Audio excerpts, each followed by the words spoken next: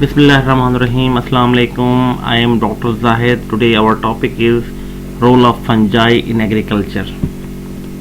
Fungi has two types of roles. One is positive role or beneficial effects of fungi, and second is negative role or harmful effects. Fungi के ज़रात में फ़ायदे भी हैं और इसके नुकसानात भी हैं। तो सबसे पहले हम फंजाई के जो फ़ायदे हैं, जो इसका पॉजिटिव रोल है, वो देखते हैं। सबसे पहले आता है soil fertility.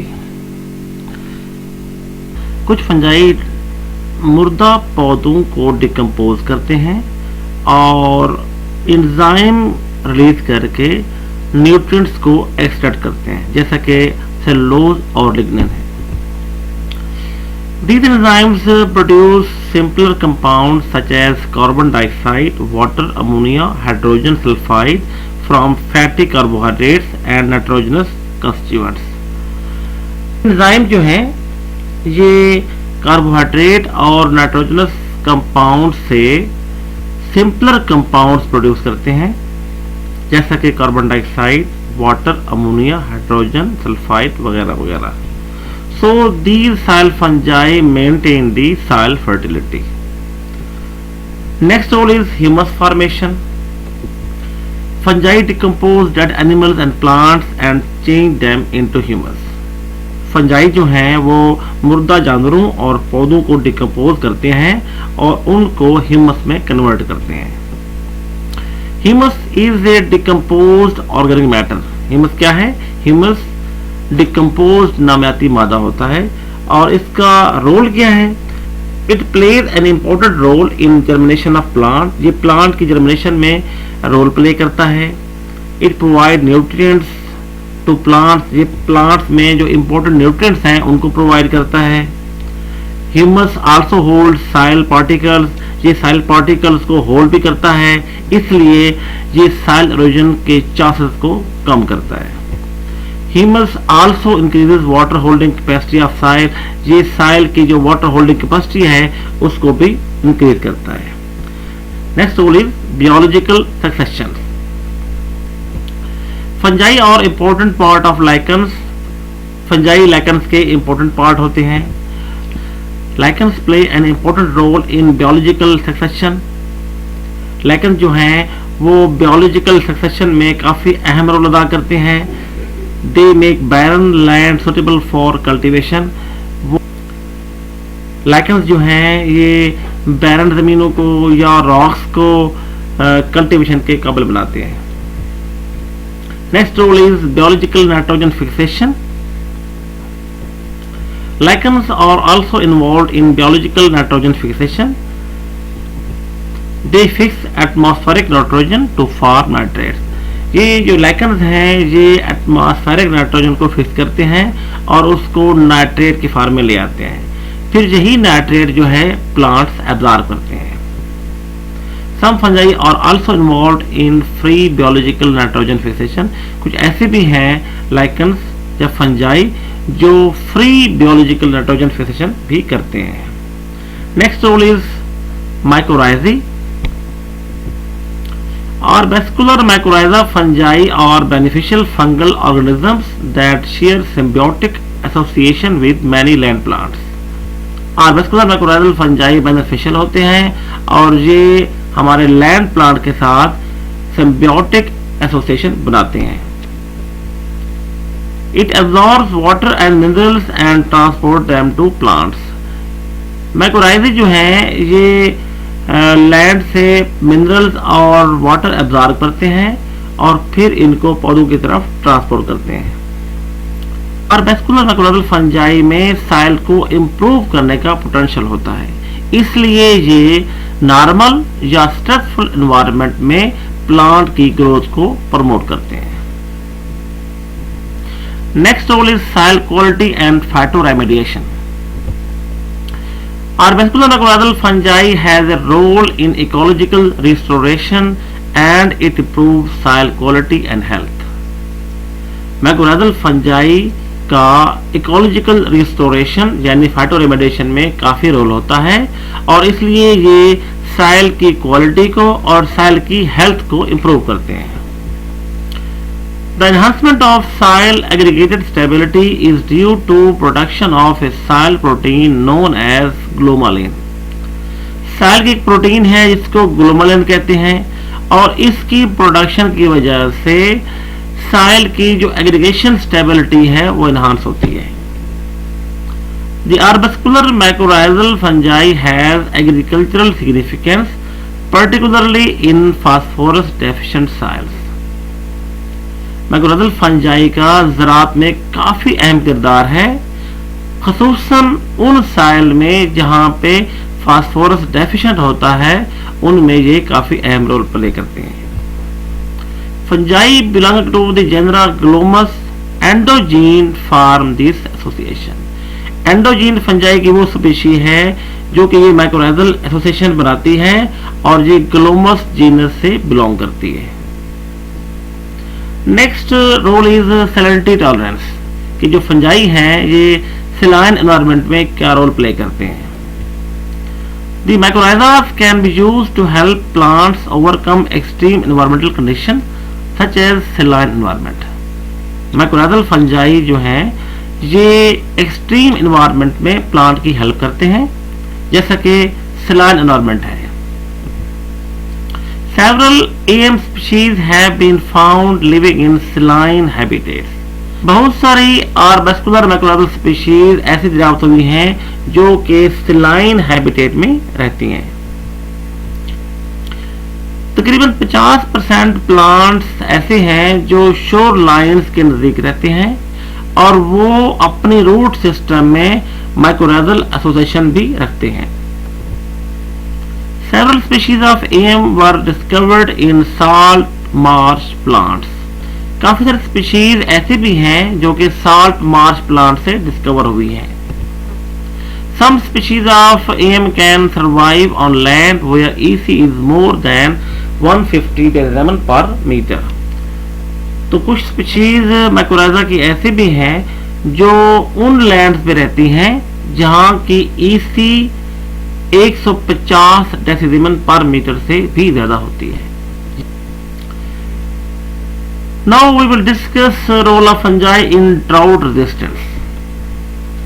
Arbuscular mycorrhizal fungi are among one of soil microorganisms that may enhance drought resistance of rice. Mycorrhizal fungi साइल के वो माइक्रोब्स हैं जो कि प्लांट्स में ड्राउट रेजिस्टेंस को इनहांस करते हैं। It assist plants in uptake water and nutrients. Mycorrhizal fungi water और न्यूट्रिएंट्स की अपटेक करने में प्लांट की हेल्प करते हैं। It also plays roles in regulating plant hormones as well as stomatal behaviour under drought stress.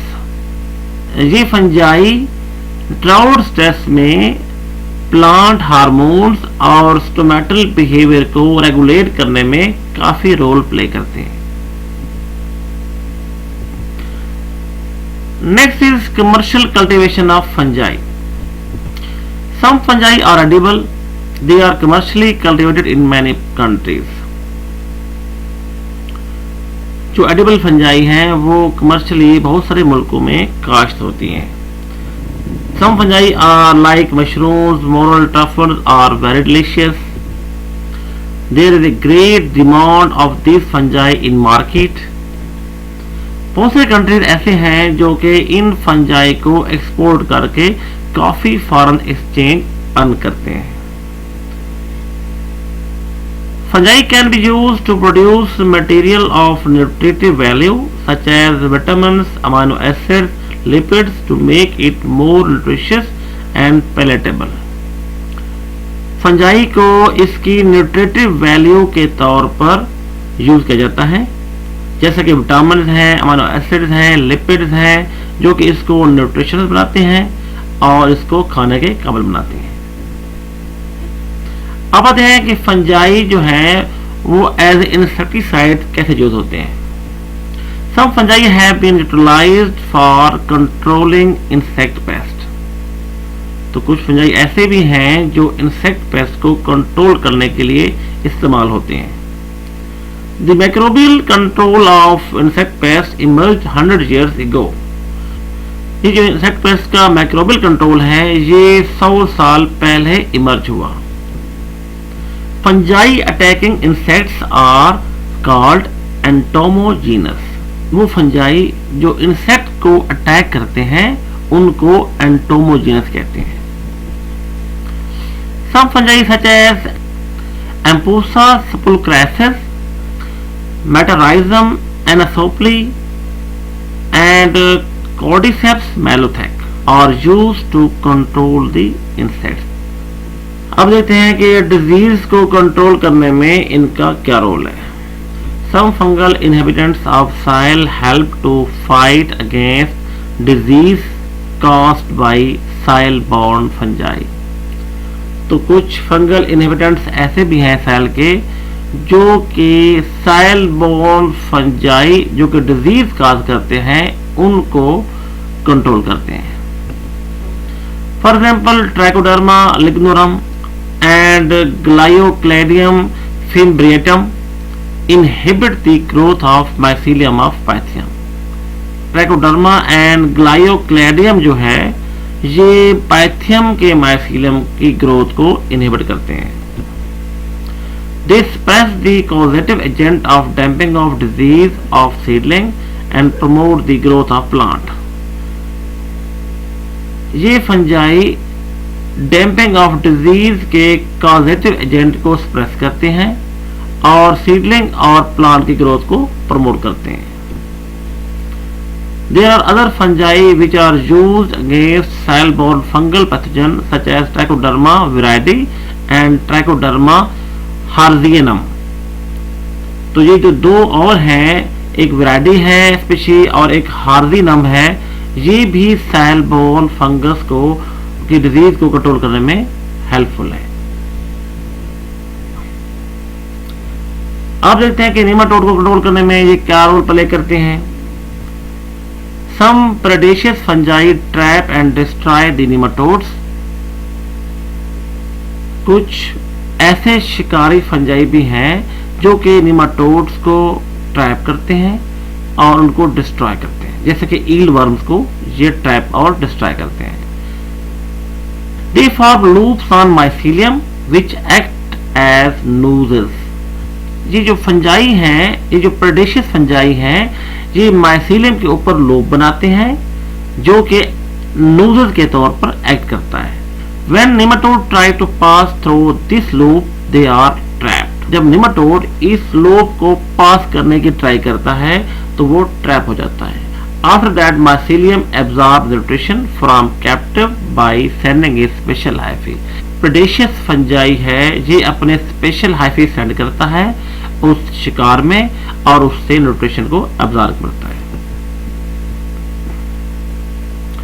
Some predaceous fungi also produce a sticky conidia।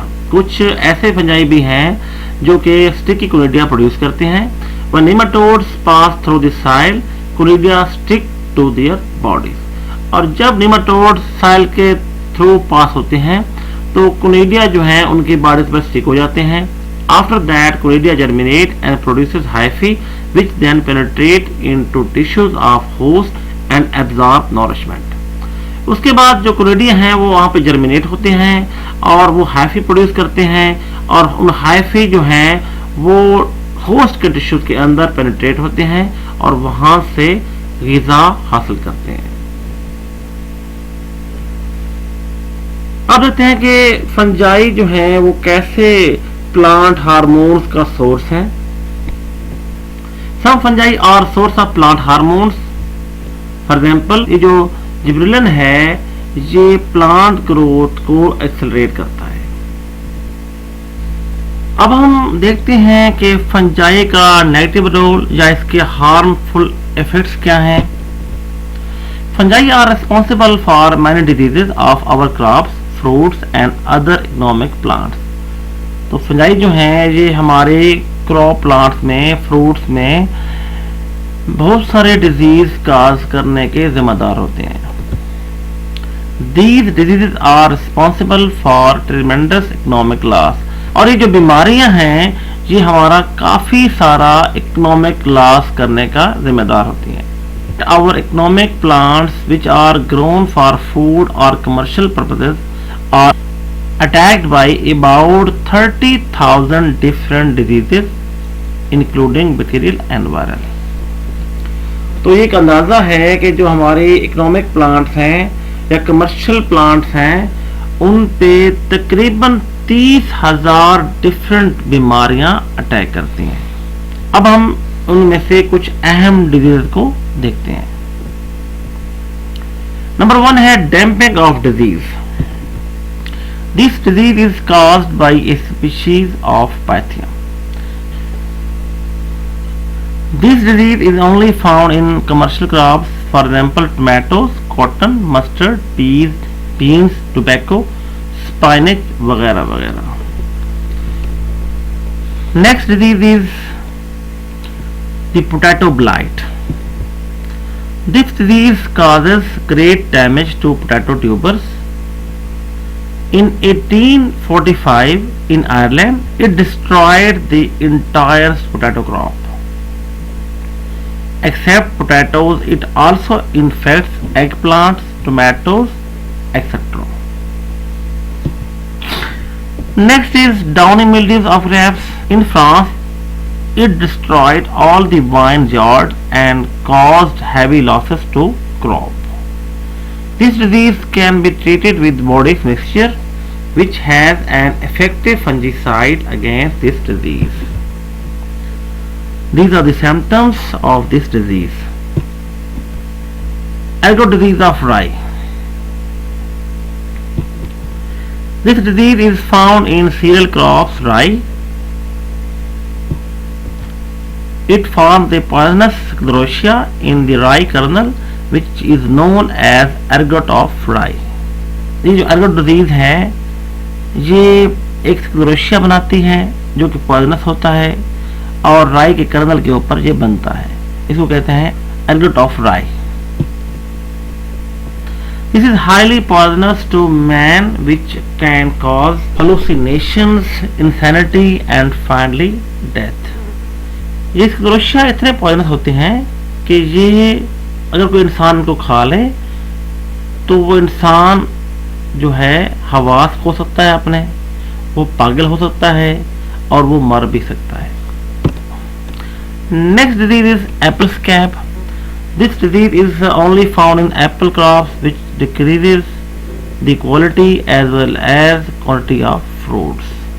तो ये Apple की डिजीज है और ये डिजीज जो है ये फ्रूट की क्वालिटी को और उसकी मिकदार को कम करती है. Brown rot of stone fruits. This disease is found in fruit crops such as apricots, cherries, plums and peaches.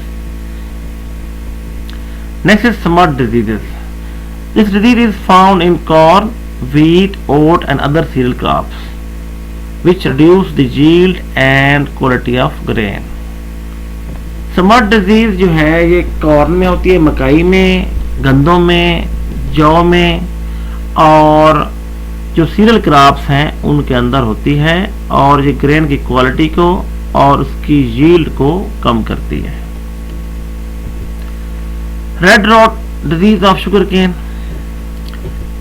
This disease is found in sugarcane, particularly in the northern parts of the country. जो शुमाली इलाका जात हैं उनमें जो sugar cane है उसमें ये डिजीज मौजूद होती है और ये इसके सिम्टम्स हैं. Next is rust diseases. This disease is found in our cereal crops and forest timber. ये डिजीज हमारे जितने भी सीरियल क्रॉप्स हैं जिसमें वीट है, बार्ले है, उनमें होती है और जो फॉरेस्ट के टिम्बर हैं उनमें भी मौजूद होती है. Black stem rust, yellow rust, orange rust और some of them which has a serious threat to our wheat crop. तो जो हमारी वीट क्रॉप है उसमें जो थ्रेट है उनमें से ब्लैक स्टेम रस्ट का है, येलो रस्ट का है और ऑरेंज रस्ट का है. These are symptoms of rust diseases. Next is wilt and root rot of cotton. This disease is found in cotton, which is an important commercial crop of our country.